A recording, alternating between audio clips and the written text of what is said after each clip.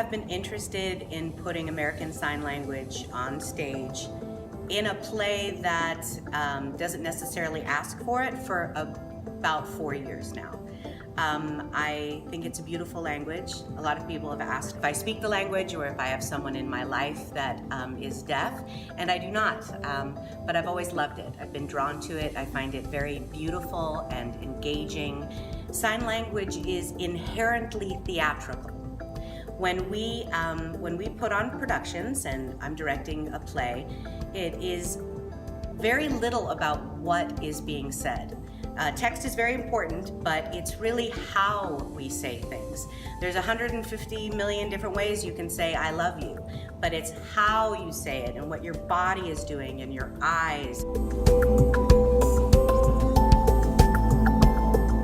The script is written for 7, and I did get permission from Sarah Ruhl to add a few more actors in our production in order to cover every word being both spoken and in English and in American Sign Language. The really fascinating thing is the relationships between the characters, because they're not just interpreting, they are part of our storytelling.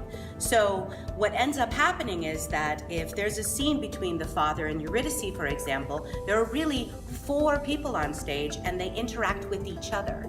And not just English to English or ASL to ASL. Sometimes it crosses those. So we took what would normally be, a certain number of relationships in a play to do some good storytelling, and we quadrupled that. And that has been one of the most joyous parts of the rehearsal process, is to be thinking about how all of the characters, whether they're speaking English or American Sign Language, connect with one another to help tell this story.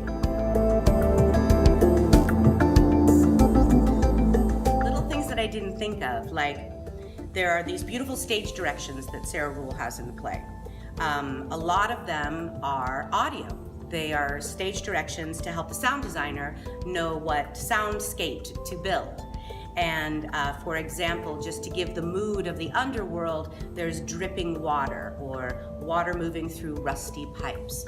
And all of a sudden I realized, well, if it's just sound, how would a deaf audience member be able to have the same level of engagement with that particular stage direction? We now have somebody coming out and signing those drips or that rusty water through the pipes.